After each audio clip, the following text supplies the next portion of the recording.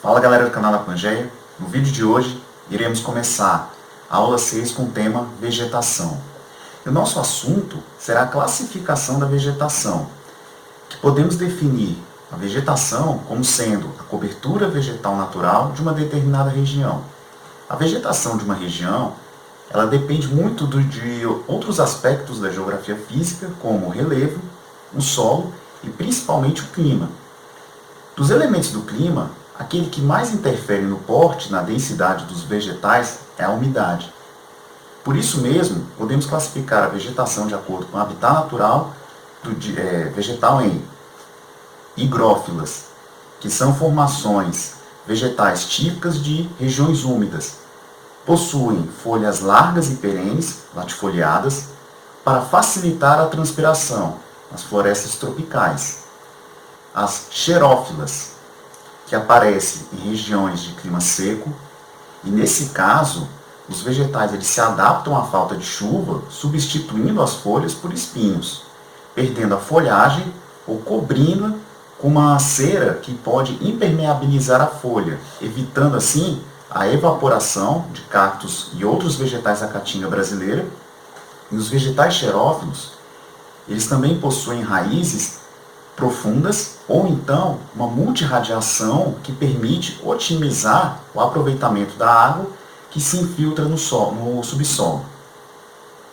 As tropófilas, que são vegetais que vivem em climas com alternância de pluviosidade, um período chuvoso e um outro seco. E nesse caso, os vegetais eles perdem a folhagem na estação seca do ano e são chamados vegetais caducifólios ou caducos. Os tipos de vegetação existentes no mundo são vegetação arbórea, nas florestas equatoriais, que aparecem em áreas de clima equatorial, são vegetações higrófilas, latifoliadas e heteróclitas, que apresentam uma grande heterogeneidade de espécies. Recobrem cerca de 40% do território brasileiro, constituindo uma das mais vastas áreas florestais contínuas do mundo. Recebem várias denominações: a latifoliada, folha larga, a ileia, que do grego vem ilaia, que significa da floresta, que é o nome dado por Humboldt, a floresta equatorial, por causa do clima equatorial, a floresta pluvial, em virtude dos elevados índices pluviométricos que caracterizam as regiões. E possui uma variedade enorme de espécies vegetais e é uma floresta fechada. Um exemplo, a floresta amazônica. Temos as florestas tropicais, que aparecem em climas tropicais úmidos e se assemelham bastante às florestas equatoriais. No Brasil, eles estão representados pela Mata Atlântica, que ocupa grandes extensões de terra desde o Nordeste até o Paraná, e em alguns trechos de Santa Catarina e do Rio Grande do Sul. E a Mata Atlântica brasileira ela sofreu grandes desmatamentos, sobretudo em virtude da penetração da cafeicultura em Minas e principalmente em São Paulo e no norte do Paraná. E possui muitos trechos de vegetação imponente com árvores de 25 a 30 metros de altura, como as perobas, pau-d'alho, figueiras e os cedros. Temos as florestas temperadas, que aparecem nos climas temperados menos frios, que são bosques de árvore frondosas e espaçadas, possuem a propriedade caducifólia de perda da folhagem nas estações secas ou muito frias. São também chamadas de florestas caducas.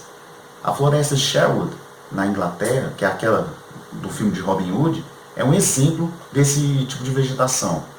Na figura ao lado, podemos observar a floresta temperada de Ontário, no Canadá. E as árvores elas perdem as folhas no outono para suportar o frio do inverno. A floresta de coníferas, que aparece em regiões de clima temperado, nas áreas mais frias, que possuem pelo menos 3 meses cobertos de gelo. Elas possuem árvores espaçadas, com copa em forma de cone e folhas agulhadas, que são chamadas de aciculifoliadas. Possuem poucas espécies diferentes, formando uma floresta homogênea, como o pinho canadense, por exemplo. Merece destaque um tipo de conífera que é a taiga siberiana, pois é considerada como a formação arbórea mais resistente a climas frios. No habitat natural da taiga, o solo ele fica coberto de neve durante 6 meses. As coníferas elas são muito cobiçadas por causa do aproveitamento da sua madeira, excelente para a fabricação da celulose vegetal. No Brasil, a floresta de coníferas ela está representada pela mata de araucária, também denominada pinheiro do Paraná. É encontrada desde o norte do Rio Grande do Sul até a porção sul do estado de São Paulo, cobrindo porções do Planalto Meridional. Entretanto, é no Paraná e em Santa Catarina que essa formação ela é encontrada de forma contínua. Recebe o nome de aciculi-foliada em virtude de suas folhas pontiagudas e de araucária graças à abundância da conífera araucária angustifolia, que é o nome científico dado ao pinheiro do Paraná. Em virtude de altitudes mais elevadas da Serra da Mantiqueira, no estado de Minas Gerais, também existem os pinheiros. E essa formação vegetal ela é largamente explorada, pois o pinheiro ele fornece a madeira mole, que é o pinho, de grande comercialização.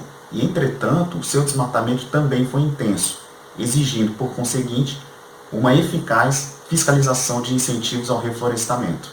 A Mata dos Cocais é a área de ocorrência dos cocais, onde localiza-se a floresta amazônica a oeste e a caatinga, vegetação do sertão nordestino a leste e o cerrado ao sul.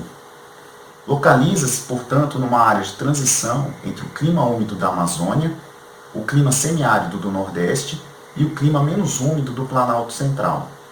Ela abrange vastas áreas do Maranhão, Piauí e norte de Goiás, predominando nos trechos de solos úmidos e dos vales fluviais, como é o caso dos rios Mearim, Parnaíba e outros da região do meio norte. A Mata dos Cocais ela recebe este nome porque é formada por duas palmeiras, o babaçu e a carnaúba, que são produtos extrativos importantes para a região. Dentro da região do meio norte, onde aparece a Mata dos Cocais, o babaçu ele fica mais concentrado no Maranhão, enquanto a carnaúba ela fica mais concentrada no Piauí. E as matas de galeria ou matas ciliares. As matas galeria elas correspondem a pequenas florestas alongadas que se desenvolvem ao longo dos rios, aproveitando a umidade do solo, e são encontradas nas regiões de cerrado, de campos e até mesmo de florestas. Pessoal, por hoje é só. No próximo vídeo iremos dar continuidade à classificação dos vegetais. No mais, se inscrevam no canal da Pangeia, dê um like e ative o sininho de notificações. Valeu!